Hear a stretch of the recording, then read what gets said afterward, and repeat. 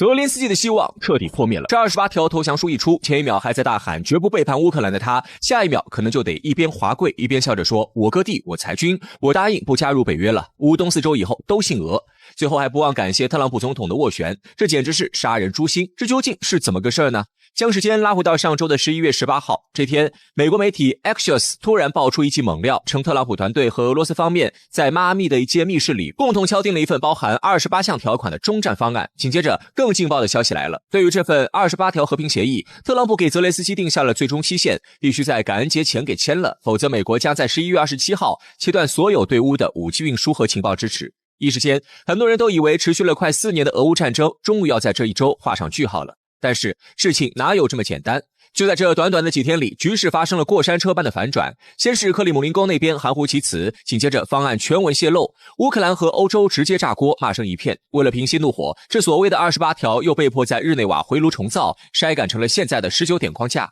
随后，美国方面的口风也突然变了，不再坚持乌克兰必须感恩节前给签了。美国国务卿卢比奥在日内瓦会谈后明确表示，最后的期限可以灵活调整。那么，这短短几天到底发生了什么？那个把乌克兰吓得睡不着觉的28点里到底写了什么？又是怎么变成了19点的？而这个只包含19点的精简版到底又藏着什么猫腻？到底谁满意，谁不满意？今天咱们来好好捋一捋这个事儿。事情的起头其实并不在华盛顿，也不在莫斯科，而是在美国的迈阿密。咱们把时间拨回到1个月前的10月24号，当时很多人的目光还在关注前线的战况，但在迈阿密的一家私密酒店里正在进行一场决定乌克兰命运的闭门谈判。谈判的双方很有意思，美方代表是史蒂夫·维特科夫，这人是谁？特朗普的房地产大亨朋友，现在的美国中东问题特使，也是特朗普最信任的影子外交官。俄方代表是基里尔·德米特里耶夫，这个名字大家可能不熟，但他掌管着俄罗斯的主权财富基金，是普京核心圈子里的钱袋子，也是极少数能直接跟美国高层说上话的莫斯科精英。注意到了吗？没有乌克兰人，没有欧洲人，两个大国的代理人关起门来喝了3天咖啡，对着地图指指点点，就搞出了一份结束战争的草案。这就是后来震动世界的28点计划的雏形。这份草案在当时是绝对机密的，直到11月18号，美国 Axios 新闻网才把这事捅出来了。最开始，克宫发言人佩斯科夫在被问及此事时，还说没什么新东西向你们通报，但纸是包不住火的。11月20号，这份文件的全文被路透社、金融时报等媒体彻底曝光，全世界一看，顿时炸锅了。我给大家提炼一下这个原版28点计划里最让乌克兰破防的几条核心内容，你们听听这力度。第一，领土问题上，虽然上面说原则上承认乌克兰主权，但实际上克里米亚、顿涅茨克、卢甘斯克直接被视为事实上的俄罗斯领土，甚至连现在的战线赫尔松和扎波罗热也要按现状冻结，这等于让乌克兰在法律文件上承认自己国土丢了。第二，大裁军，方案里写着乌克兰军队的规模必须限制在60万人以内，比战前规模大幅削减，同时部分武器部署也将受到限制。第三，北约大门焊死，乌克兰需在宪法中写入永久不加入北约的承诺，北约也不许接受乌克兰不再东扩，不在乌克兰部署军队。第四，关于战争赔偿，方案里说乌克兰要放弃对俄罗斯的追责，至于重建资金，就从俄罗斯被冻结的3000亿资产里拿出1000亿美元给乌克兰，而且还得俄罗斯一定程度上的同意。第五，俄罗斯重返 G8， 方案里还有一层意思，只要这份和平协议签了，俄罗斯会在几年内逐步被解除制裁，能源金融往来一点点恢复正常，甚至重新考虑让莫斯科回到当年的8国集团桌上。简单来说，这不只是帮乌克兰止血，更是在帮俄罗斯找回他失去的国际身份。这几条一摆出来，泽连斯基当时就坐不住了，他的反应非常激烈，直接说这是让乌克兰失去尊严。美国参议院里的一帮人也懵了，有参议员和国务卿卢比奥通话后直接对媒体吐槽，这玩意儿读起来的感觉很像是先用俄语写好再翻译成英文的。这就是28点计划的第一阶段，它是一个极度不偏向乌克兰的震慑弹。特朗普团队的逻辑很简单，我先抛出一个你绝对无法接受的底线，把你吓个半死，把你的心理预期砸到地板上，然后再慢慢往回找补。这就是商业谈判里最经典的锚定效应。维特科夫不愧是搞房地产出身的，他把这套逻辑用在了地缘政治上。面对这么一份投降书，乌克兰肯定不干，欧洲也急了，尤其欧洲的心态很崩，他们发现自己完全被绕开了，自己怎么想似乎根本就不重要。而如果美国真的按这个方案跟俄罗斯达成交易，那欧洲的安全架构就彻底不存在了。于是德国、法国、波兰开始疯狂给华盛顿打电话，甚至连夜起草了一个欧洲反方案。在巨大的压力下，事情在11月23号迎来了转折。地点转移到了瑞士日内瓦。这一次不是密室了，是正儿八经的谈判桌。美国派出了国务卿卢比奥，乌克兰派出了总统办公室主任伊尔马克。这场谈判定调非常高，气氛也极其紧张。谈判的结果是什么呢？在24号，双方搞出了一个所谓的精炼版和平框架。最神奇的事情发生了，原来的28点变成了19点，少了那9点去哪了？是被删除了吗？这是美国良心发现了吗？并没有。这里就要讲到外交文书里最高级的外交文本技巧——括号战术。据多家媒体报道，包括乌克兰副外长基斯利西亚透露的信息，那些最敏感、最让乌克兰人受不了的条款，其实并没有消失，而是被放进了括号里。什么意思？比如领土割让的问题，在现在的19点文本里你可能看不到了。比如禁止加入北约的死条款，在19点里也变得模糊了。比如限制乌军人数这一条，在这次日内瓦谈判中被从文本里拿掉了。新版本里不再写死60万这个上限，具体规模转交给军方单独磋商。美方对泽连斯基说，你看，为了照顾你的面子，这些让你难堪的条款我们都不写进这个框架里。这个框架只谈停火，谈人道主义，谈一些不痛不痒的合作。但是注意这个但是，那些被拿掉的放在括号里的核心争议并没有作废，而是被挂起了。他们被留给了谁？留给了特朗普和泽连斯基未来的直接会谈时再来敲定。大家听懂这个逻辑了吗？这就像你去买房，中介跟你说，大哥，这房子漏水、闹鬼、产权不清这些问题，咱们合同里先不写，免得你看着心烦，咱们先签个意向书，说你愿意买，至于那些要命的问题，等你交了定金，咱们进屋再慢慢聊。所以这个19点框架本质上就是一个面子工程，它删除了那些让乌克兰人看了想拼命的数字和词汇，把最核心的矛盾领土归属和安全保障全部踢皮球踢到了后面。此时特朗普也知道，如果在27号强逼泽连斯基签字，乌克兰可能会崩盘，甚至会发生政变，所以他松口了。于是就有了我们开头说的那一幕，美国国务卿出来降温，说日期可以延后。而欧洲这边的策略也变了，既然拦不住美国，那就在执行细节上设卡。欧洲现在咬死一点，任何涉及制裁解除，任何涉及欧洲安全边界的条款，都必须经过欧盟27国的同意。他们知道明面上强硬拒绝可能会触怒特朗普，于是就想用这种方式把特朗普原本的闪电战拖成持久战。梳理完这个过程，我们跳出这些繁琐的条款，来看看这背后的本质。为什么特朗普这么急？很多人说是因为他想拿诺贝尔和平奖，想展示自己是和平使者，这只是一方面。更深层的逻辑是，在美国新的执政团队眼里，俄乌战争已经变成了一笔负资产。在过去几年，美国通过这场战争成功的给欧洲放了血，把俄罗斯踢出了欧洲能源市场，让美国的液化天然气和军工复合体赚得盆满钵满。但是到了今天，这个边际效应已经触底了，再打下去，美国要持续输血，而收益却在下降。而且美国现在的战略重心要回归亚太，不想在东欧泥潭里继续耗着，所以那个28点计划虽然看着像俄罗斯写的，但本质上是华盛顿的一帮精算师算出来的止损账单。他们不在乎克里米亚归谁，也不在乎顿巴斯的老百姓拿什么护照，他们在乎的是如何用最快的速度、最低的成本把这个烂摊子封存起来。第一版迈阿密草案之所以写得那么露骨，是因为那就是特朗普团队的真实想法，摊牌了，不装了。但现实给他们上了一课，地缘政治不是房地产交易，不能只看合同，还得看情绪成本。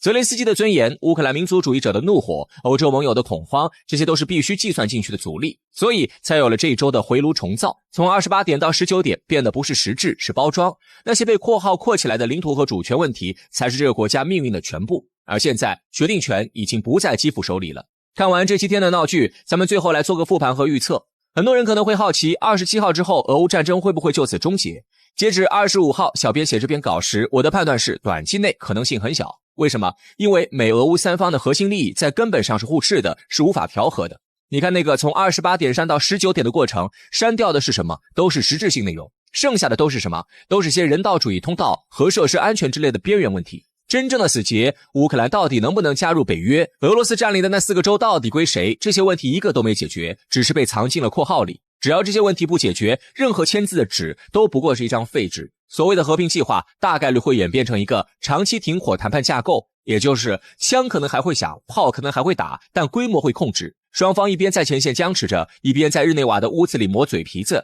最终的局势也可能会变成第2个朝鲜半岛，最终的协议也可能变成第2个明斯克协议。而当初迈阿密密室里的那张草稿纸上根本就没有乌克兰人的位置。那一刻，乌克兰不是棋手，甚至连棋子都算不上，他只是谈判桌上的一盘菜。又或者说，如果不是乌克兰在战场上撑了这么久，如果不是欧洲还有点统战价值，那个丧权辱国的28点计划很可能早就变成现实了。乌克兰绝不会承认被俄罗斯占领的领土归属于俄方，这也是乌方的红线。这是针对乌克兰领土主权问题，泽连斯基的又一次强硬表态。然而，在美俄两大巨头关起门来就战争问题分蛋糕之际，乌克兰的停战诉求似乎被彻底忽视。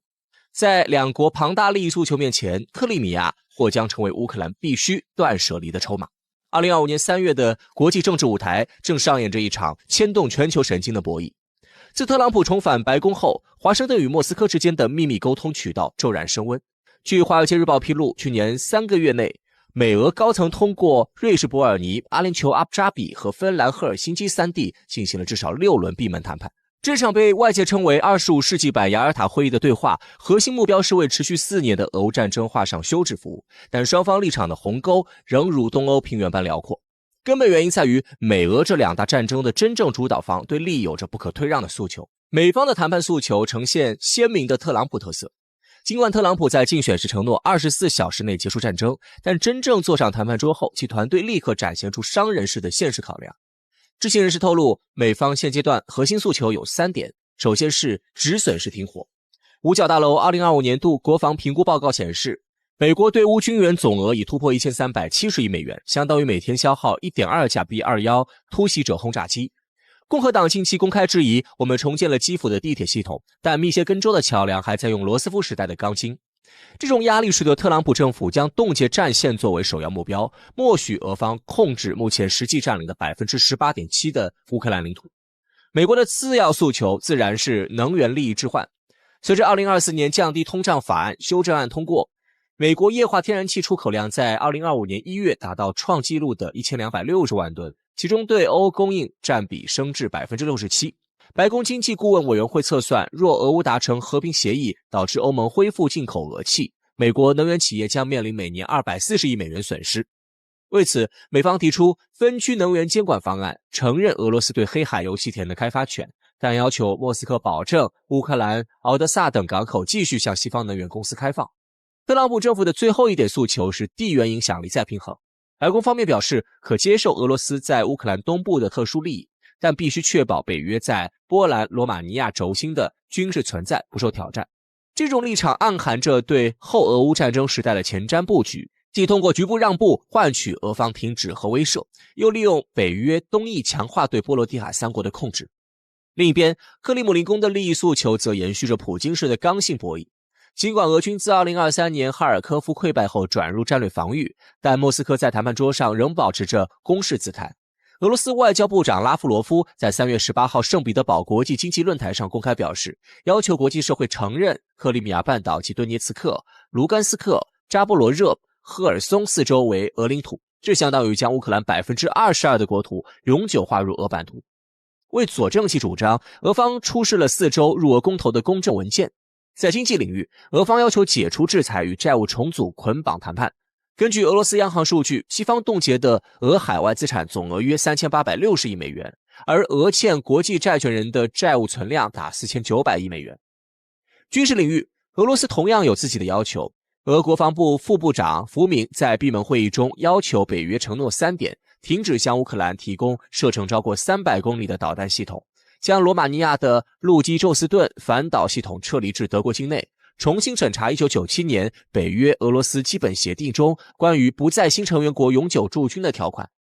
在这场关乎全球安全局势的谈判中，美俄双方纷纷亮出自己的野心和底线。然而，身为战争主角，同样深受战火戕害的乌克兰，不光自始至终没有上谈判桌的资格，甚至自身的停战诉求也被无视。虽说不在谈判桌上，但这似乎并不妨碍乌克兰狮子大开口。首先，泽连斯基要求北约或至少美、英、法、德等国签订防务绑定合同，让西方驻军部署反导系统甚至核共享来预防俄罗斯。其次是经济回血，基辅方面不仅要俄罗斯支付至少7500亿美元战争赔款，相当于俄2年 GDP 总和，还盯着欧美冻结的3000亿俄央行资产，盘算着把这笔钱改名叫乌克兰重建启动金。当然，泽连斯基最不能妥协的诉求还是国家领土。近日，乌克兰泽连斯基仍在不停重复那句国民耳熟能详的誓言：乌克兰的领土完整不容妥协。然而，就当下情况来看，一个曾经不可触碰的议题正悄然浮出水面：乌克兰是否到了与克里米亚告别的时刻？自2022年战争爆发以来，乌克兰官方始终坚持着1991年边界的绝对红线。这一立场被写入宪法修正案，成为泽连斯基政府获取西方军援的道德通行证，也是凝聚国内共识的超级粘合剂。外交部长库列巴在2024年联合国大会上的发言依然铿锵，每一厘米土地都浸透着乌克兰人的血，克里米亚大桥的每一根钢筋都是对国际法的嘲讽。但鲜少被提及的是，乌东四州 15% 区域实际控制权早已易手，而克里米亚半岛更是在俄罗斯治下迈入第11个年头，岛上出生的孩子已从小学步入高中，他们记忆中的祖国从来都不是乌克兰。这种理想与现实的撕裂在乌克兰民间催生出复杂情绪，已经让不少乌克兰民众失去对收回克里米亚的兴趣。据基辅2024年12月的民调，尽管有 72% 民众坚持必须夺回所有领土，但面对若放弃克里米亚即可停战的假设性问题时，支持者比例骤降至 39%。 有人说，如果克里米亚能让普京消停，宁可去半岛上给他立铜像。长期的战争已让无数乌克兰民众心生厌恶，为了摆脱战火，克里米亚似乎已经变得可有可无，这是乌克兰民众的妥协，更是整个乌克兰的无奈。站在乌克兰整个国家的角度，泽连斯基对克里米亚的领土诉求俨然已经变得越来越不切实际。从1783年叶卡捷琳娜大帝将半岛纳入帝国版图，到1954年赫鲁晓夫将其划归乌克兰，再到2014年争议公投后并入俄罗斯，克里米亚始终充满争议。对乌克兰而言，克里米亚不仅是战略要冲，更是民族情感的象征。然而现实是，俄军已在此经营逾10年，部署了 S400 防空系统、黑海舰队基地和克赤海峡大桥3重铁幕。乌军总参谋部2024年内部评估显示，夺回半岛需要至少50万兵力、6个月时间窗口和北约直接参战，这3个条件在可预见的未来均难以实现。国际社会的态度转变正在给乌克兰套上另一重枷锁。尽管美欧官方仍将恢复乌克兰主权挂在嘴边，但据说欧盟内部早在2024年初便秘密推演过克里米亚解决方案。我们当然不会承认俄罗斯的主权主张，但可以推动搁置争议共同开发模式。这种暧昧立场在能源领域已有预兆。2024年11月，法国道达尔能源与俄罗斯天然气工业股份公司签署克里米亚大陆架油气田勘探备忘录。尽管基辅强烈抗议，欧盟委员会仅以敦促企业遵守制裁的软性声明应对，而经济压力则从另一个维度消磨着乌克兰的坚持。世界银行2025年1月发布的评估报告显示，若战争持续至2025年底，乌克兰 GDP 将萎缩至战前水平的 52%， 外债占比突破 GDP 的 110%。而夺回克里米亚所需的军事投入堪称天文数字，仅重建被炸毁的赫尔松州卡霍夫卡水电站就需要47亿美元，这也还未计算半岛上被俄军改造的基建。与之形成讽刺对比的是，俄罗斯已经在克里米亚建成2座核电站、3条高速公路和自由贸易区。2024年半岛 GDP 增速达 4.2%， 旅游业复苏至2013年水平的 85%。 除此外，文化认同的变化或许是最致命的。2014年前，克里米亚鞑靼人占 12%， 现在不足 7%。 俄语学校占比从 43% 升至 91%。 乌克兰语报纸《半岛之声》去年被迫停刊。更耐人寻味的是，2024年克里米亚青少年国家认同调查显示，将俄罗斯视为祖国的比例达到 76%， 较2015年上升29个百分点。这种量变到质变的文化重构，让基辅的文化收复计划愈发像空中楼阁。正如乌克兰某知名教授所言，我们可以在战场上夺回土地，但如何删除一代人的记忆？所以，如今的乌克兰面临抉择，是坚持领土完整，让国家流尽最后一滴血，还是放弃克里米亚，结束战争？或许，正如前德国总理默克尔在回忆录中所写，战争教会我们最大的讽刺是，有时候不完美的和平反而是活下去的唯一选择。现如今的乌克兰无疑正迎来一个历史性的节点。